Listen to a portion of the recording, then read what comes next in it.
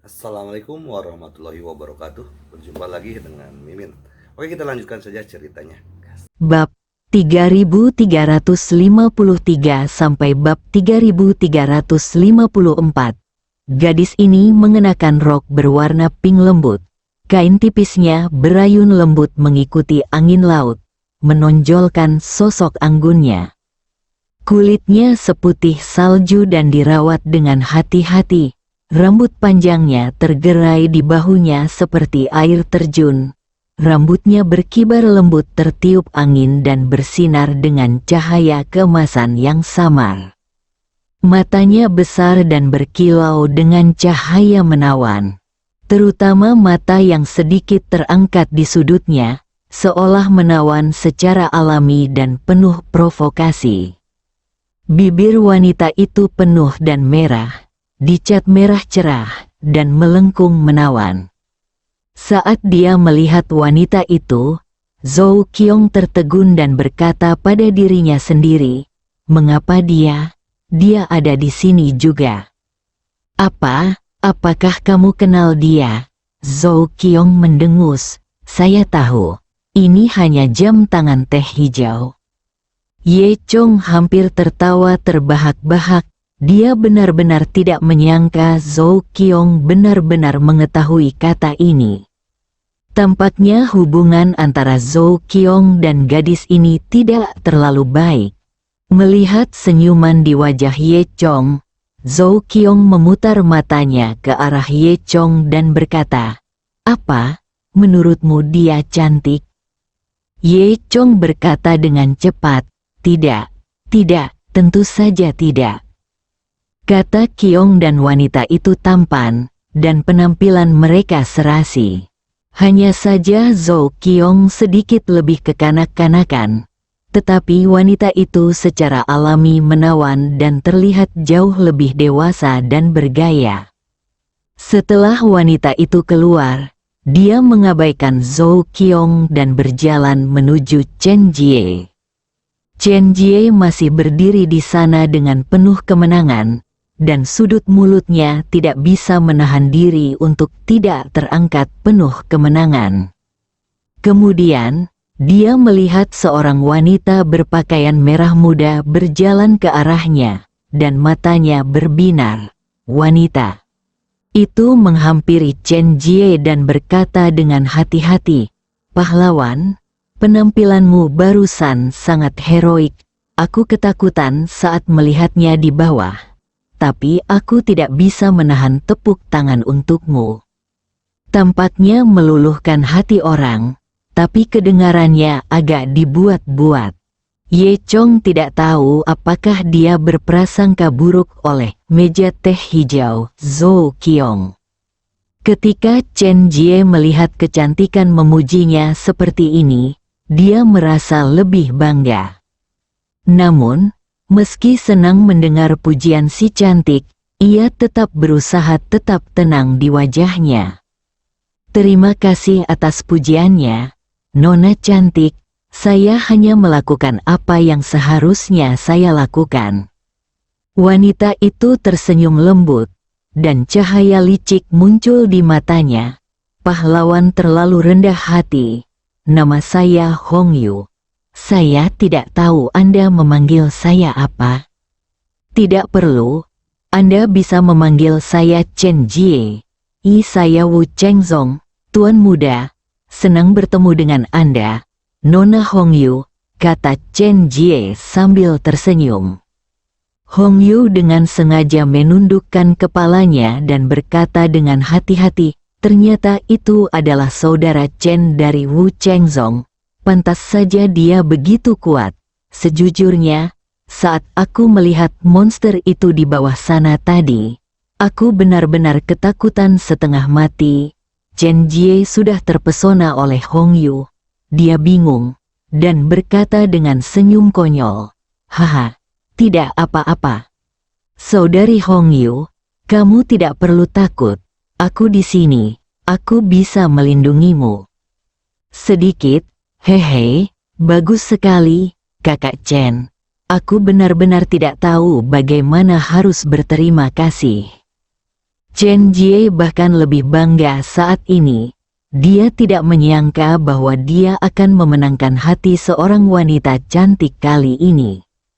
Chen Jie mengobrol dengan si cantik untuk beberapa kata lagi, dan semua orang di sekitar memandang Chen Jie dengan iri. Namun, sulit bagi mereka untuk mengatakan apapun.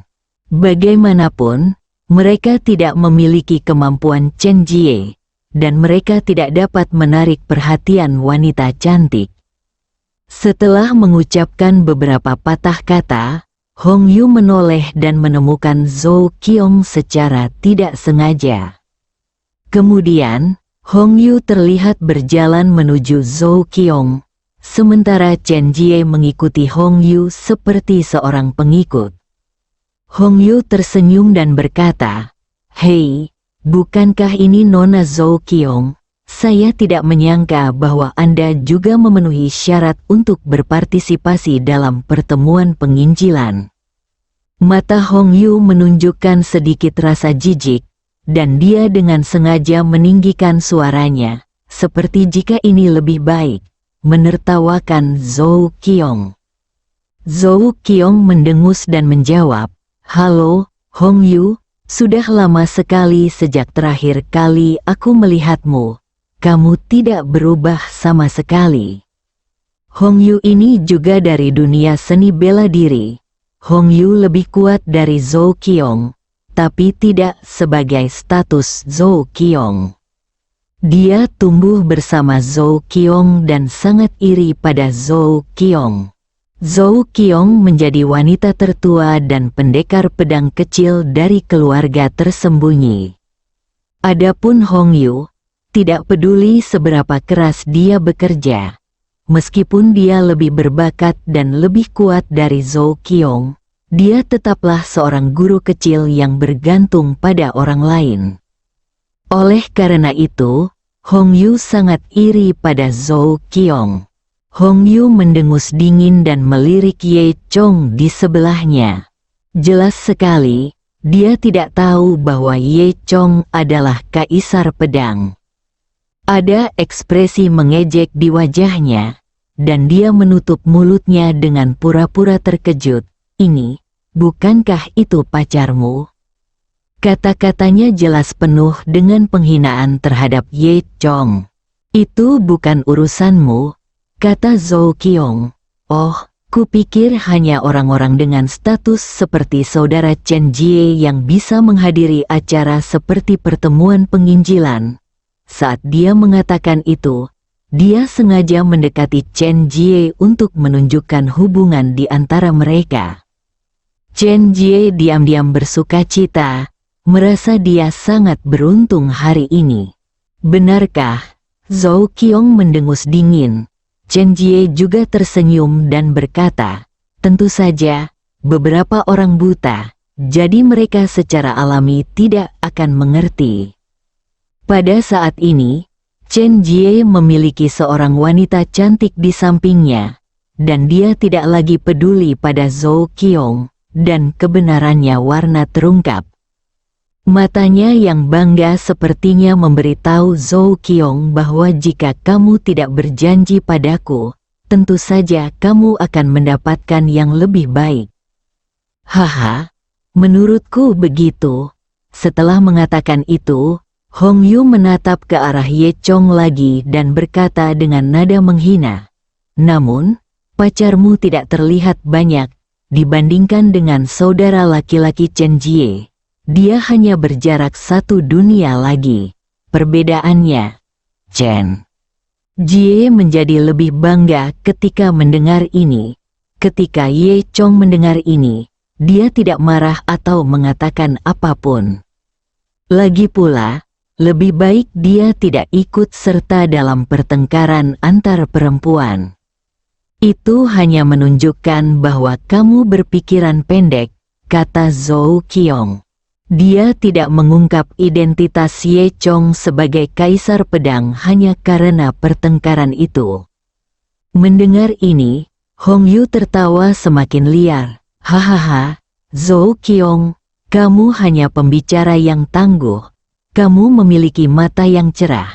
Jadi kamu menemukan pria seperti ini. Haha, lucu sekali. Temanmu memilih pria ini. Kurasa dia pasti memiliki sesuatu yang istimewa pada dirinya, seperti berkulit tebal atau semacamnya. Kata Jie, membantu untuk terus mengejek Ye Chong.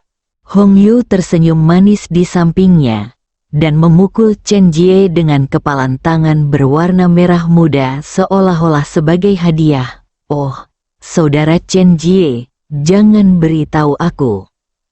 Chen Jie bahkan lebih bersemangat setelah dipukuli. Zhou Qiong mengerutkan kening dan berkata, jangan pergi terlalu jauh, haha. Terus kenapa? Kamu baru saja menyelamatkan seluruh kapal. Tapi saudara Chen Jie, apa yang bisa kamu lakukan sebagai pacar? Zhou Qiong sangat marah dan ingin membantah, tapi dihentikan oleh Ye Chong. Lupakan saja, katakan saja apa yang mereka inginkan dan abaikan saja, kata Ye Chong sambil tersenyum. Zhou Qiong kemudian mendengus, menoleh, dan mengabaikan Hong Yu, Chen Jie dan lainnya. Haha, ini adalah kesadaran diri. Chen Jie tertawa. Ye Chong dan Zhou Qiong mengabaikannya. Chen Jie dan Hong Yu menganggapnya membosankan. Saudara Chen Jie, ayo pergi ke sana. Bagaimana kalau kamu menceritakan kisahmu padaku? Kata Hong Yu dengan menawan. Chen Jie sudah pusing dan berkata dengan riang, oke. Setelah mereka pergi, Ye Chong bertanya kepada Zhou Qiong, apakah kamu kenal orang ini? Zhou Qiong mendengus, lalu bercerita tentang Hong Yu. Teh hijau ini bernama Fu Hong Yu. Dia milik keluarga Fu di Jiangbei. Keluarganya tidak besar, tapi dia cukup berbakat. Dia memiliki saudara laki-laki bernama Fu Hongsui yang bahkan lebih berbakat. Saya kira Fu Hongsui ada di sini juga. Ye Chonyi dengarkan, Fu Hongsui, kedengarannya seperti nama yang sangat familiar. Jangan salah, namanya Fu Hongsui, bukan Sui, Zhou Qiong berkata dengan marah. Ye Chong mengangkat bahu, sepertinya memang ada banyak orang yang datang ke pertemuan penginjilan ini. Saat kedua orang itu berbicara di sini, Wang Shao dan yang lainnya memperhatikan mereka dari haluan di sisi lain. Tuan muda Wang sangat terkejut. Dia tidak menyangka Fu Hongyu berani memprovokasi Kaisar Pedang. Mungkinkah dia tidak sabar dengan kehidupan? Butuh waktu lama baginya untuk menyadari bahwa Fu Hongyu mungkin tidak tahu bahwa orang itu adalah Kaisar Pedang. Sepertinya Kaisar Pedang ingin menyembunyikan identitasnya, tapi aku tidak bisa memberitahunya. Kemudian, dia langsung berkata kepada adik-adiknya, kamu bajingan, tidak ada yang boleh memberitahukan identitas orang itu, kalau tidak dia akan mati. Apakah kamu mengerti? Perjalanan selanjutnya jauh lebih tenang. Ketika langit berangsur-angsur menjadi gelap, perahu nelayan itu tiba di sebelah sebuah pulau kecil. Saat ini, matahari sedang terbenam. Di garis pantai yang jauh, pancaran sinar matahari terbenam bagaikan nyala api, mewarnai persimpangan laut dan langit dengan warna ungu muda merah muda. Dalam lingkungan yang redup, sebuah pulau terpencil berdiri sendiri di laut selatan. Garis luarnya tampak sangat gelap dalam cahaya redup, seperti bayangan di laut. Tidak ada cahaya di pulau terpencil ini, dan pepohonan serta bebatuan menimbulkan bayangan panjang di bawah sinar matahari terbenam. Seluruh pulau diselimuti kegelapan misterius. Angin laut yang membawa rasa asin dan lembab bertiup lembut di atas pulau, membuat pepohonan di pulau itu berdesir, menambah sedikit rasa seram. Air laut terus mengalir di tepian pulau terpencil itu, menimbulkan cipratan berirama. Ombaknya pecah di bebatuan, memercikkan buih putih, lalu perlahan surut. Dalam cahaya redup ini, perahu nelayan perlahan mendekati pulau, bergoyang lembut mengikuti ombak. "Oke, tujuanmu sudah tiba," teriak bos kapal.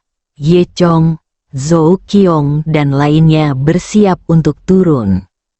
Yang pertama turun adalah Chen Jie, Fu Hongyu, dan dua adik laki-lakinya.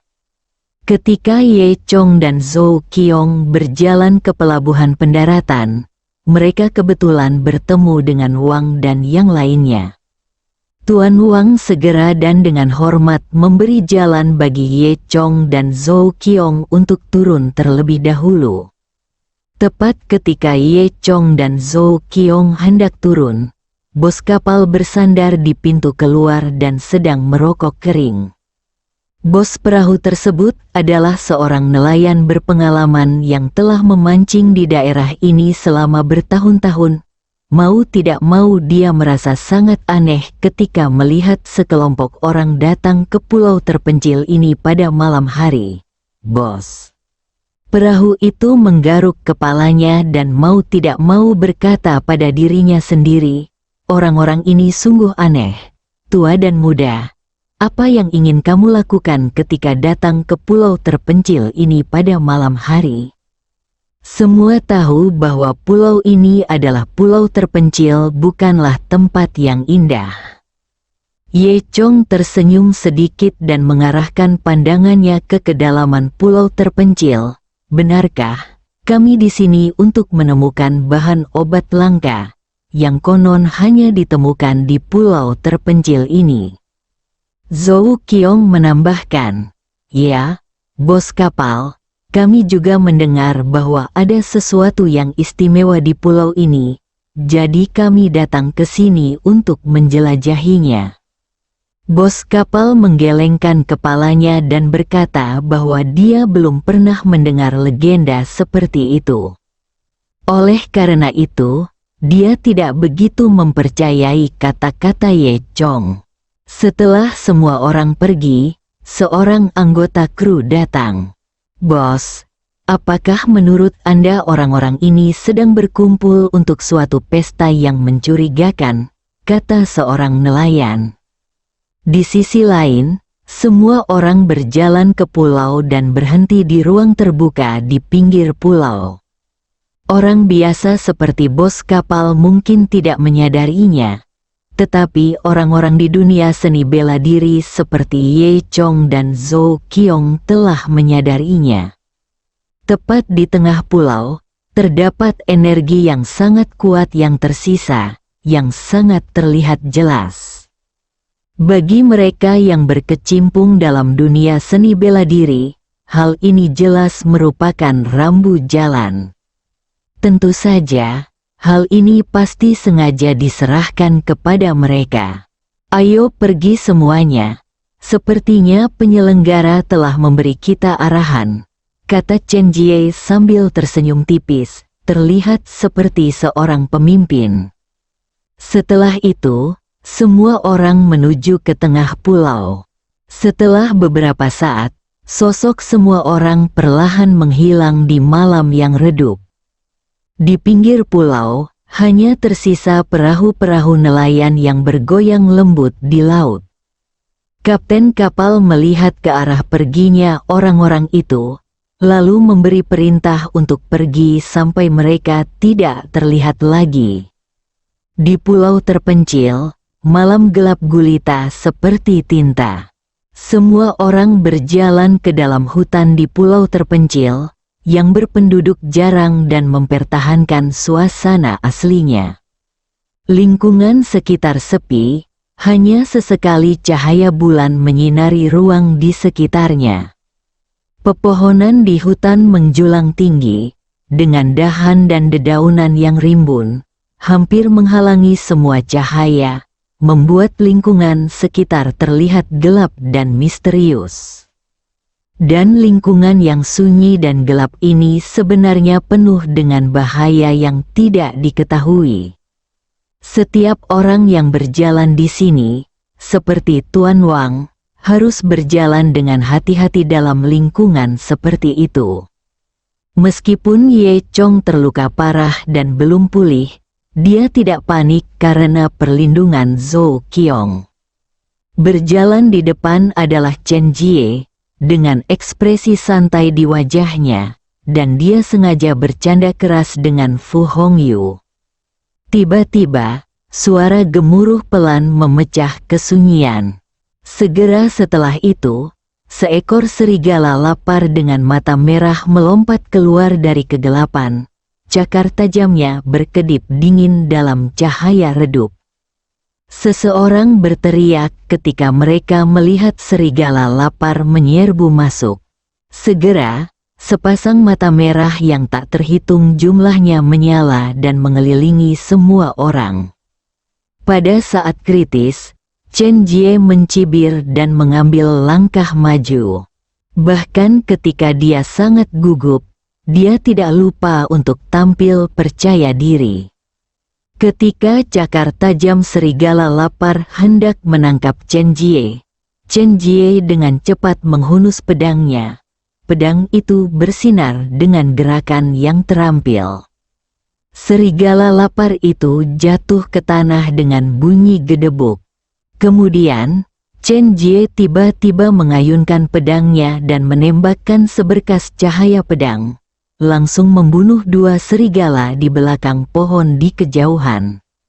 Ketika serigala lain melihat pemandangan ini, mereka sangat ketakutan hingga melarikan diri. Masih ingin lari, Chen Jie mendengus dingin.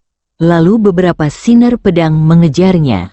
Tiba-tiba, saya tidak tahu berapa banyak serigala yang mati. Kemudian, Chen Jie berhenti dengan kepuasan, terlihat sombong, siap menerima penghargaan semua orang. Bersambung.